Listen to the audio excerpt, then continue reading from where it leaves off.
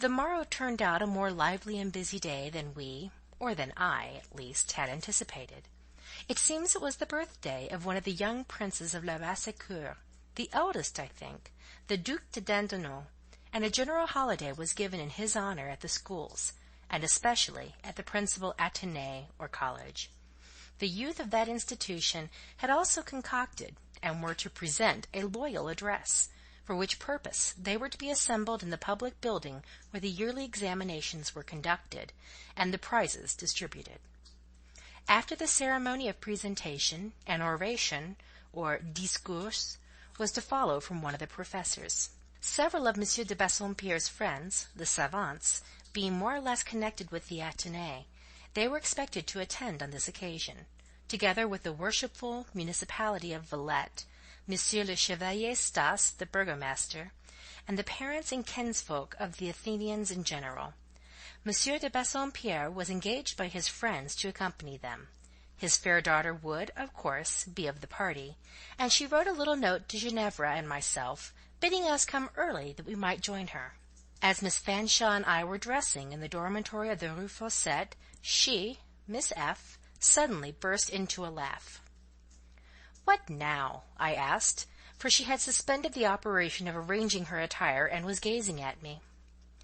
"It seems so odd," she replied, with her usual half-honest, half-insolent unreserve, "that you and I should now be so much on a level, visiting in the same sphere, having the same connections." "Why, yes," said I. "I had not much respect for the connections you chiefly frequented a while ago. Mrs. Cholmondeley and company would never have suited me at all." "Who are you, Miss Snow?" she inquired, in a tone of such undisguised and unsophisticated curiosity as made me laugh in my turn. "You used to call yourself a nursery governess when you first came here. You really had the care of the children in this house. I have seen you carry little Georgette in your arms, like a bonne. Few governesses would have condescended so far. And now Madame Beck treats you with more courtesy than she treats the Parisienne St. Pierre, and that proud chit, my cousin, makes you her bosom friend." "Wonderful!" I agreed, much amused at her mystification. "Who am I indeed? Perhaps a personage in disguise. Pity I don't look the character. I wonder you are not more flattered by all this," she went on. "You take it with strange composure. If you really are the nobody I once thought you, you must be a cool hand." "The nobody you once thought me?" I repeated, and my face grew a little hot, but I would not be angry. Of what importance was a schoolgirl's crude use of the terms nobody and somebody? I confined myself, therefore, to the remark that I had merely met with civility, and asked what she saw in civility to throw the recipient into a fever of confusion. "One can't help wondering at some things," she persisted. "Wondering at marvels of your own manufacture. Are you ready at last?" "Yes, let me take your arm." "I would rather not. We will walk side by side." When she took my arm, she always leaned upon me her whole weight, and, as I was not a gentleman or her lover, I did not like it. "There again," she cried, "I thought, by offering to take your arm, to intimate approbation of your dress and general appearance. I meant it as a compliment." "You did? You meant, in short, to express that you are not ashamed to be seen in the street with me? That if Mrs. Cholmondeley should be fondling her lap-dog at some window, or Colonel de Hamel picking his teeth in a balcony, and should catch a glimpse of us, you would not quite blush for your companion?" "Yes," said she, with that directness which was her best point, which gave an honest plainness to her fibs when she told them, which was, in short, the salt, the sole preservative ingredient of a character otherwise not formed to keep. I delegated the trouble of commenting on this yes to my countenance, or rather, my underlip voluntarily anticipated my tongue, of course. Reverence and solemnity were not the feelings expressed in the look I gave her. "Scornful, sneering creature!" she went on, as we crossed a great square and entered the quiet, pleasant park, our nearest way to the Rue Crécy. "Nobody in this world was ever such a Turk to me as you are." "You bring it on yourself. Let me alone. Have the sense to be quiet. I will let you alone." "As if one could let you alone, when you are so peculiar and so mysterious." The mystery and peculiarity being entirely the conception of your own brain, maggots, neither more nor less. Be so good as to keep them out of my sight." "But are you anybody?" persevered she, pushing her hand, in spite of me, under my arm, and that arm pressed itself with inhospitable closeness against my side, by way of keeping out the intruder. "Yes," I said, "I am a rising character, once an old lady's companion, then a nursery governess, now a school-teacher." Do tell me who you are. I'll not repeat it," she urged, adhering with ludicrous tenacity to the wise notion of an incognito she had got hold of, and she squeezed the arm of which she had now obtained full possession, and coaxed and conjured till I was obliged to pause in the park to laugh. Throughout our walk she rang the most fanciful changes on this theme, proving, by her obstinate credulity or incredulity, her incapacity to conceive how any person not bolstered up by birth or wealth, not supported by some consciousness of name or connection, could maintain an attitude of reasonable integrity. As for me, it quite sufficed to my mental tranquillity that I was known where it imported that I known should be. The rest sat on me easily: pedigree, social position, and recondite intellectual acquisition occupied with the same space and place in my interests and thoughts. They were my third-class lodgers, to whom could be assigned only the small sitting-room and the little back bedroom, even if the dining and drawing-room stood empty. I never confessed it to them, as thinking minor accommodations better suited to their circumstances. The world, I soon learned, held a different estimate, and I make no doubt the world is very right in its view, yet believe also that I am not quite wrong in mine. There are people whom a lowered position degrades morally, to whom loss of connection costs loss of self-respect. Are not these justified in placing the highest value on that station and association which is their safeguard from debasement? If a man feels that he would become contemptible in his own eyes were it generally known that his ancestry were simple and not gentle, poor and not rich, workers and not capitalists, would it be right severely to blame him for keeping these fatal facts out of sight, for starting, trembling, quailing at the chance which threatens exposure? The longer we live, the more our experience widens, the less prone are we to judge our neighbour's conduct, to question the world's wisdom. Wherever an accumulation of small defences is found, whether surrounding the prude's virtue or the man of the world's respectability, there, be sure, it is needed. We reached the Hôtel Crécy. Paulina was ready. Mrs. Bretton was with her, and, under her escort and that of M. de Bassompierre, we were soon conducted to the place of assembly and seated in good seats at a convenient distance from the tribune. The youth of the Athénée were marshalled before us. The municipality and their burgomaster were in places of honour. The young princes, with their tutors, occupied a conspicuous position, and the body of the building was crowded with the aristocracy and first burghers of the town. Concerning the identity of the professor by whom the discourse was to be delivered, I had as yet entertained neither care nor question. Some vague expectation I had that a savant would stand up and deliver a formal speech, half dogmatism to the Athenians, half flattery to the princes. The tribune was yet empty when we entered, but in 10 minutes after it was filled. Suddenly, in a second of time, a head, chest, and arms grew above the crimson desk. This head I knew. Its colour, shape, port, expression were familiar both to me and Miss Fanshawe. The blackness and closeness of cranium, the amplitude and paleness of brow, the blueness and fire of glance were details so domesticated in the memory, and so knit with many a whimsical association, as almost by their sudden apparition to tickle fancy to a laugh. Indeed, I confess, for my part, I did laugh till I was warm, but then I bent my head and made my handkerchief and a lowered veil the sole confidence of my mirth. I think I was glad to see Monsieur Paul. I think it was rather pleasant than otherwise to behold him set up there, fierce and frank, dark and candid, testy and fearless, as when regnant on his estrade in classe.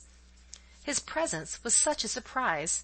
I had not once thought of expecting him, though I knew he filled the chair of belles lettres in the college. With him in that tribune, I felt sure that neither formalism nor flattery would be our doom.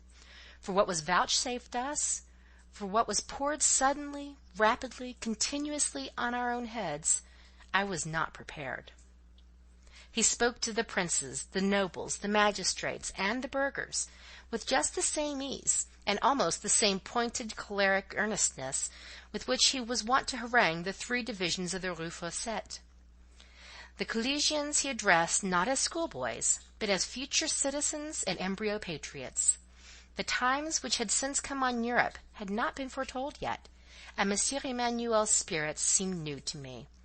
Who would have thought the flat and fat soil of Le Basse-Cour could yield political convictions and national feelings, such as were now strongly expressed?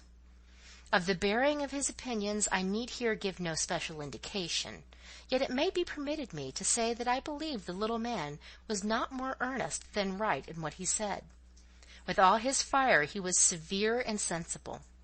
He trampled utopian theories under his heel. He rejected wild dreams with scorn. But he looked in the face of tyranny. Oh, then there opened a light in his eye worth seeing. And when he spoke of injustice, his voice gave no uncertain sound, but reminded me rather of the band trumpet ringing at twilight from the park.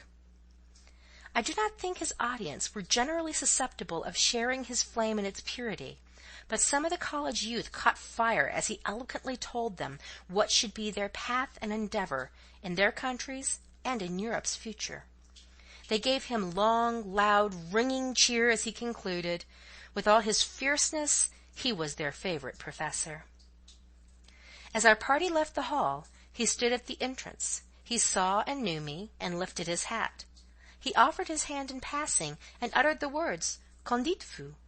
question eminently characteristic, and reminded me, even in this his moment of triumph, of that inquisitive restlessness, that absence of what I considered desirable self-control, which were amongst his faults.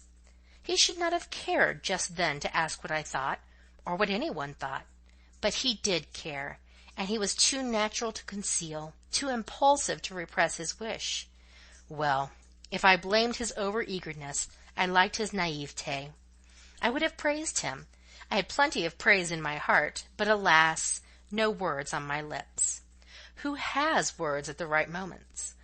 I stammered some lame expressions, but was truly glad when other people, coming up with profuse congratulations, covered my deficiency by their redundancy. A gentleman introduced him to Monsieur de Bassompierre, and the Count, who had likewise been highly gratified, asked him to join his friends, for the most part Monsieur Emanuel's likewise, and to dine with them at the Hôtel Crécy. He declined dinner, for he was a man always somewhat shy at meeting the advances of the wealthy. There was a strength of sturdy independence in the stringing of his sinews, not obtrusive, but pleasant enough to discover as one advanced in the knowledge of his character. He promised, however, to step in with his friend, M.A., a French academician, in the course of the evening. At dinner that day, Ginevra and Paulina each looked, in her own way, very beautiful. The former perhaps boasted the advantages in material charms, but the latter shone preeminent for attractions more subtle and spiritual, for light and eloquence of eyes, for grace of mien, for winning variety of expression. Ginevra's dress of deep crimson relieved well her light curls and harmonized with her rose-like bloom. Paulina's attire, in fashion close, though faultlessly neat, but in texture clear and white, made the eye grateful for the delicate life of her complexion, for the soft animation of her countenance, for the tender depth of her eyes, for the brown shadow and bounteous flow of her hair, darker than that of her Saxon cousin, as were also her eyebrows, her eyelashes, her full irids, and large mobile pupils. Nature having traced all these details slightly and with a careless hand in Miss Fanshawe's case, and in Miss de Bassompierre's wrought them to a high and delicate finish. Paulina was awed by the savants, not quite to mutism. She conversed modestly, diffidently, not without effort, but with so true a sweetness, so fine and penetrating a sense, that her father more than once suspended his own discourse to listen, and fixed on her an eye of proud delight. It was a polite Frenchman, Monsieur Z., a very learned but quite a courtly man, who had drawn her into discourse. I was charmed with her French. It was faultless. The structure correct, the idioms true, the accent pure. Ginevra, who had lived half her life in the Continent, could do nothing like it, not that words ever failed Miss Fanshawe, but real accuracy and purity she neither possessed nor in any number of years would acquire. Here, too, Monsieur de Bassompierre was gratified, for, on the point of language, he was critical. Another listener and observer was there, one who, detained by some exigency of his profession, had come in late to dinner. Both ladies were quietly scanned by Dr. Bretton at the moment of taking his seat at the table, and that guarded survey was more than once renewed. His arrival roused Miss Fanshawe, who had hitherto appeared listless. She now became smiling and complacent, talked, though what she said was rarely to the purpose, or rather was of a purpose somewhat mortifyingly below the standard of the occasion. Her light, disconnected prattle that might have gratified Graham once, perhaps it pleased him still. Perhaps it was only fancy which suggested the thought that, while his eye was filled and his ear fed, his taste, his keen zest, his lively intelligence were not equally consulted and regaled. It is certain that, restless and exacting as seemed the demand on his attention, he yielded courteously all that was required. His manner showed neither pique nor coolness. Ginevra was his neighbour, and to her during dinner he almost exclusively confined his notice. She appeared satisfied, and passed to the drawing-room in very good spirits. Yet no sooner had we reached that place of refuge than she again became flat and listless. Throwing herself on a couch, she denounced both the discourse and the dinner as stupid affairs, and inquired of her cousin how she could hear such a set of prosaic gros bonnets as her father gathered about him. The moment the gentlemen were heard to move, her railing ceased. She started up, flew to the piano, and dashed at it with spirit. Dr. Bretton, entering, one of the first, took up his station beside her. I thought he would not long maintain that post. There was a position near the hearth to which I expected to see him attracted. This position he only scanned with his eye, while he looked, others drew in. The grace and mind of Paulina charmed these thoughtful Frenchmen. The fineness of her beauty, the soft courtesy of her manner, her immature but real and inbred tact pleased their national taste. They clustered about her, not indeed to talk science, which would have rendered her dumb, but to touch on many subjects in letters, in arts, in actual life, on which it soon appeared that she had both read and reflected. I listened. I am sure that though Graham stood aloof, he listened too. His hearing as well as his vision was very fine, quick, discriminating. I knew he gathered the conversation. I felt that the mode in which it was sustained suited him exquisitely, pleased him almost to pain. In Paulina there was more force, both of feeling and character, than most people thought, than Graham himself imagined, than she would ever show to those who did not wish to see it. To speak truth, reader, there is no excellent beauty, no accomplished grace, no reliable refinement, without strength as excellent, as complete, as trustworthy. As well might you look for good fruit and blossom on a rootless and sapless tree, as for charms that will endure in a feeble and relaxed nature. For a little while, the blooming semblance of beauty may flourish round weakness, but it cannot bear a blast. It soon fades, even in serenest sunshine. Graham would have started had any suggestive spirit whispered of the sinew and stamina sustaining that delicate nature.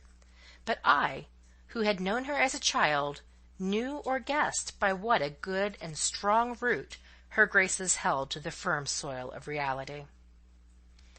While Dr. Bretton listened and waited on an opening in the magic circle, his glance restlessly sweeping the room at intervals, lighted by chance on me, where I sat in a quiet nook not far from my godmother and Monsieur de Bassompierre, who, as usual, were engaged in what Mr. Home called a two-handed crack, what the Count would have interpreted as a tête-à-tête.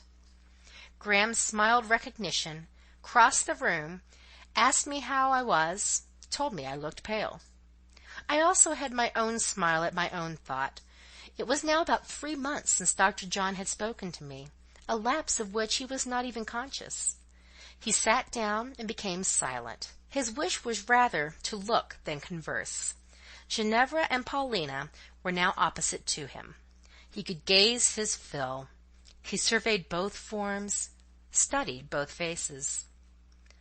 Several new guests, ladies as well as gentlemen, had entered the room since dinner, dropping in for the evening conversation, and amongst the gentlemen, I may incidentally observe, I had already noticed by glimpses a severe, dark, professorial outline, hovering aloof in an inner saloon, seen only in vista. Monsieur Emanuel knew many of the gentlemen present, but I think was a stranger to most of the ladies, excepting myself. In looking towards the hearth, he could not but see me, and naturally made a movement to approach. Seeing, however, Dr. Bretton also, he changed his mind and held back. If that had been all, there would have been no cause for quarrel. But not satisfied with holding back, he puckered up his eyebrows, protruded his lip, and looked so ugly that I averted my eyes from the displeasing spectacle. Monsieur Joseph Manuel had arrived, as well as his austere brother, and at this very moment was relieving Ginevra at the piano. What a master touch succeeded her schoolgirl jingle!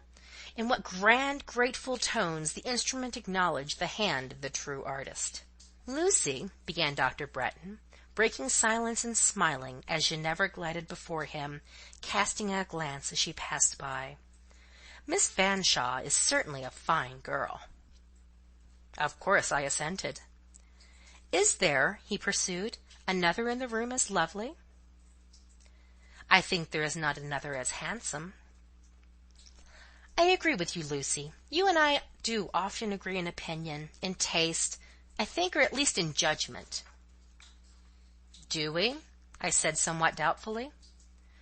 "I believe if you had been a boy, Lucy, instead of a girl, my mother's godson instead of her goddaughter, we should have been good friends. Our opinions would have melted into each other." He had assumed a bantering air. A light, half caressing, half ironic, shone aslant in his eye. "Ah, Graham, I have given more than one solitary moment to thoughts and calculations of your estimate of Lucy Snowe. Was it always kind or just? Had Lucy been intrinsically the same, but possessing the additional advantages of wealth and station, would your manner to her, your value for her, have been quite what they actually were? And yet by these questions I would not seriously infer blame. No. You might sadden and trouble me sometimes, but then mine was a soon depressed and easily deranged temperament.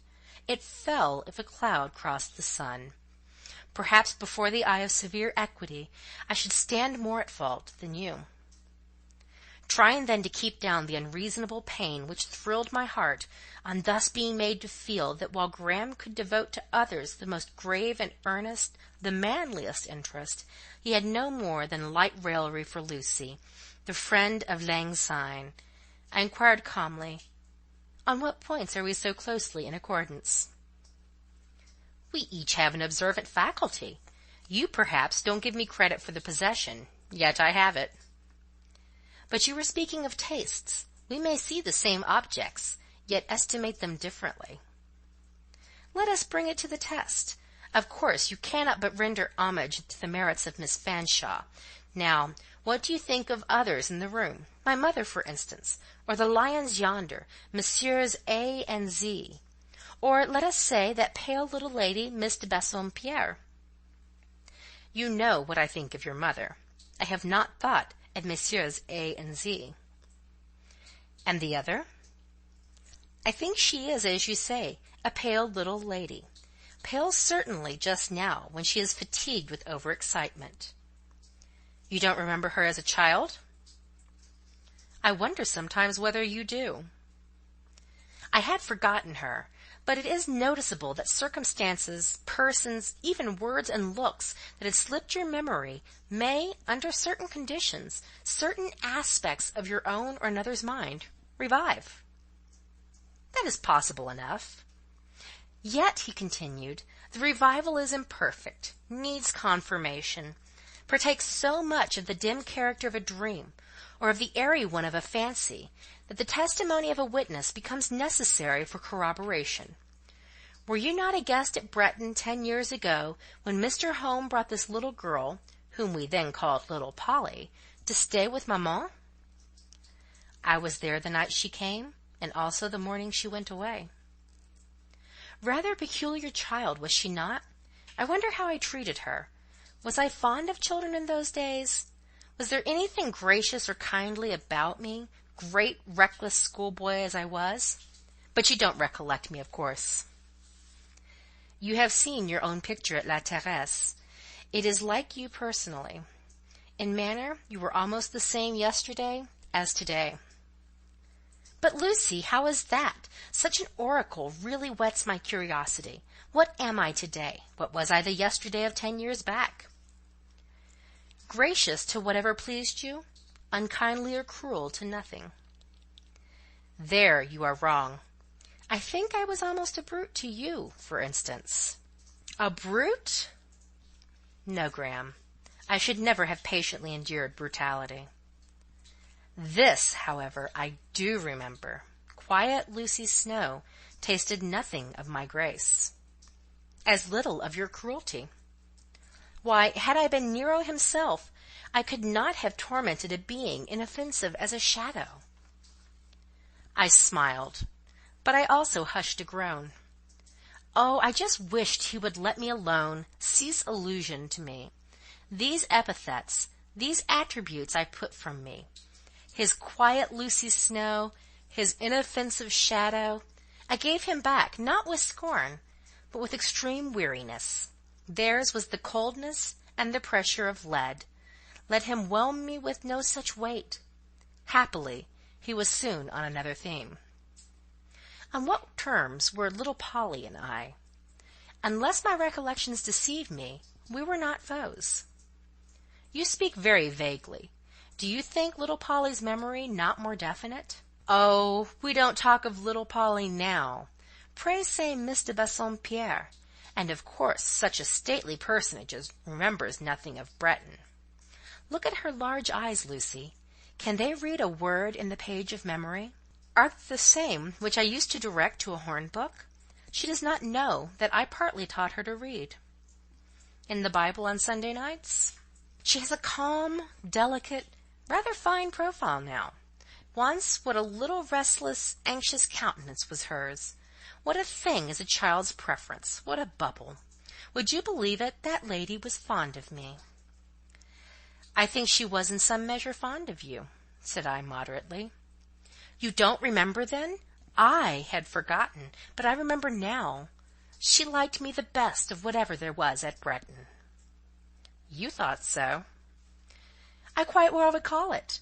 I wish I could tell her all I recall, or rather, I wish someone, you for instance, would go behind and whisper it all in her ear, and I could have the delight, here, as I sit, of watching her look under the intelligence. Could you manage that, think you, Lucy, and make me ever grateful? Could I manage to make you ever grateful? Said I. No, I could not. And I felt my fingers work and my hands interlock. I felt, too, an inward courage, warm and resistant. In this matter I was not disposed to gratify Dr. John at all. Not at all. Now, with welcome force, I realized his entire misapprehension of my character and nature. He wanted always to give me a role not mine. Nature and I opposed him. He did not at all guess what I felt. He did not read my eyes, or face, or gestures, though I doubt not all spoke. Leaning towards me coaxingly, he said softly, "Do content me, Lucy." And I would have contented, or at least I would clearly have enlightened him, and taught him well never again to expect of me the part of officious soubrette in a love drama, when, following his soft, eager murmur, meeting almost his pleading mellow, "Do content me, Lucy." A sharp hiss pierced my ear on the other side. "Petite chatte, doucerette, coquette," sibilated the sudden boa constrictor. "Vous avez l'air bien triste, soumis, rêveur, mais vous ne l'êtes pas. C'est moi qui vous le dis, sauvage, la flamme à l'âme, l'éclair aux yeux." "Oui, j'ai la flamme à l'âme, et je dois l'avoir," retorted I, turning in just wrath, but Professor Emanuel had hissed his insult and was gone. The worst of the matter was, that Dr. Bretton, whose ears, as I have said, were quick and fine, caught every word of this apostrophe. He put his handkerchief to his face, and laughed till he shook. "Well done, Lucy!" cried he. "Capital! Petite chatte! Petite coquette! Oh, I must tell my mother. Is it true, Lucy, or half true? I believe it is. You redden to the colour of Miss Fanshawe's gown. And really, by my word, now I examine him, that is the same little man who was so savage with you at the concert. The very same, and in his soul he is frantic at this moment because he sees me laughing. Oh, I must tease him." And Graham, yielding to his bent for mischief, laughed, jested, and whispered on till I could bear no more, and my eyes filled. Suddenly he was sobered. A vacant space appeared near Miss de Bassompierre. The circle surrounding her seemed about to dissolve. This movement was instantly caught by Graham's eye. Ever vigilant, even while laughing, he rose, took his courage in both hands, crossed the room, and made the advantage his own. Dr. John, throughout his whole life, was a man of luck, a man of success. And why? Because he had the eye to see his opportunity, the heart to prompt to well-timed action, the nerve to consummate a perfect work. And no tyrant passion dragged him back, no enthusiasms, no foibles encumbered his way. How well he looked at this very moment! When Paulina looked up as he reached her side, her glance mingled at once with an encountering glance, animated, yet modest. His colour, as he spoke to her, became half a blush, half a glow. He stood in her presence brave and bashful, subdued and unobtrusive, yet decided in his purpose and devoted in his ardour. I gathered all this by one view. I did not prolong my observation. Time failed me, had inclination served. The night wore late. Ginevra and I ought already to have been in the Rue Fossette. I rose and bade good night to my godmother and Monsieur de Bassompierre.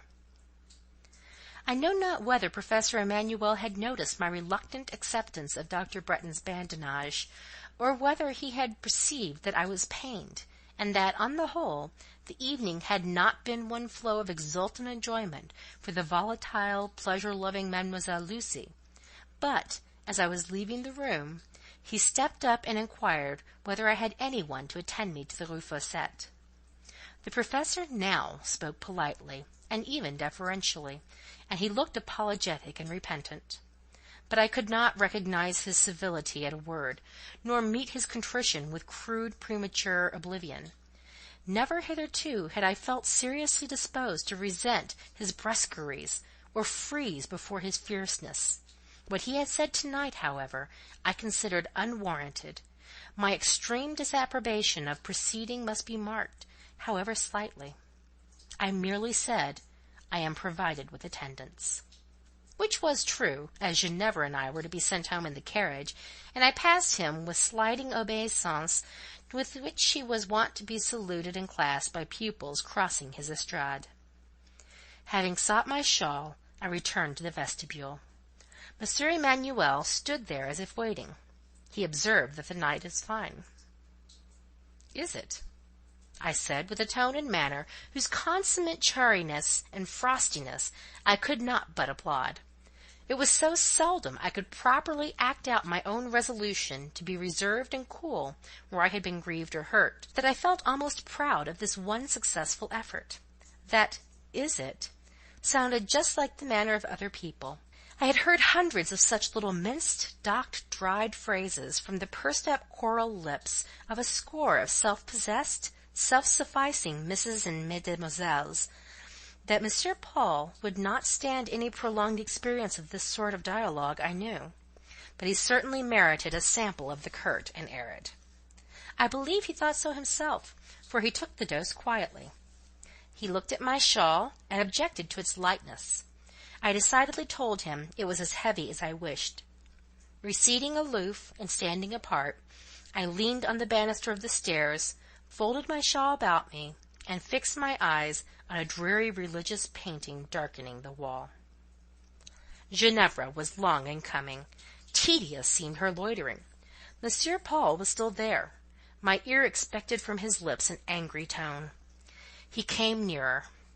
Now for another hiss, thought I. Had not the action been too uncivil, I could have stopped my ears with my fingers in terror of the thrill. Nothing happens as we expect. Listen for a coo or a murmur.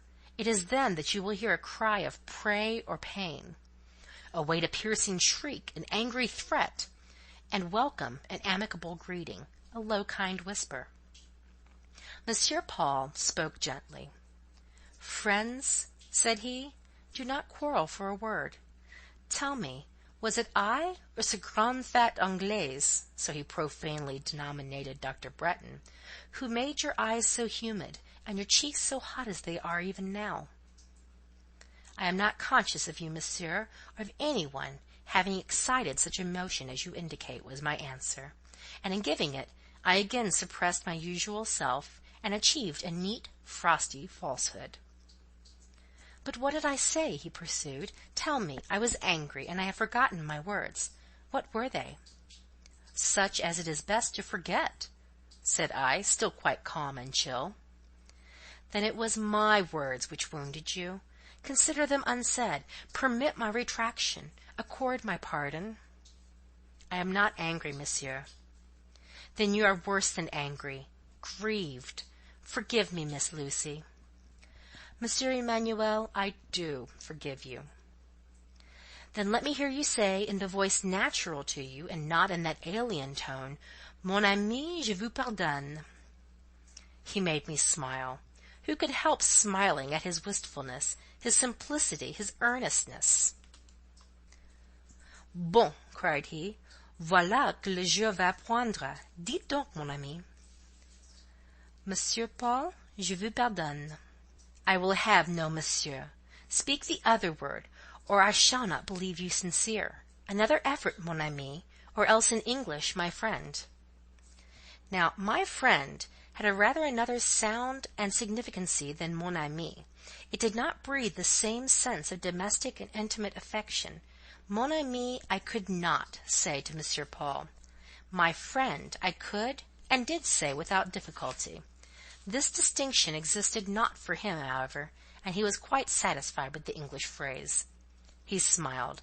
You should have seen him smile, reader, and you should have marked the difference between his countenance now and that he wore half an hour ago. I cannot affirm that I have ever witnessed a smile of pleasure, or content, or kindness round Monsieur Paul's lips, or in his eyes before. The ironic, the sarcastic, the disdainful, the passionately exultant, I had hundreds of times seen him express by what he called a smile, but any illuminated sign of milder or warmer feelings struck me as wholly new in his visage. It changed it as from a mask to a face. The deep lines left his features, the very complexion seemed clearer and fresher. That swart, sallow, southern darkness which spoke his Spanish blood became displaced by a lighter hue. I know not that I have ever seen in any other human face an equal metamorphosis from a similar cause. He now took me to the carriage. At the same moment M. de Bassompierre came out with his niece. In a pretty humour was Mistress Fanshawe. She had found the evening a grand failure. Completely upset as to temper, she gave way to the most uncontrolled moroseness as soon as we were seated and the carriage door closed. Her invectives against Dr. Bretton had something venomous in them. Having found herself impotent either to charm or sting him, hatred was her only recourse.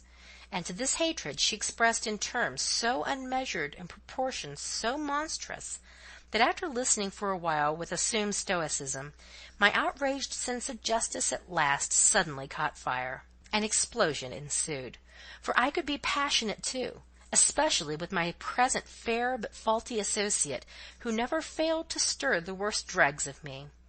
It was well that the carriage wheels made a tremendous rattle over the flinty Trousville pavement, for I can assure the reader that there was neither dead silence nor calm discussion within the vehicle. Half in earnest, half in seeming, I made it my business to storm down Ginevra. She had set out rampant from the Rue Crécy. It was necessary to tame her before we reached the Rue Fossette.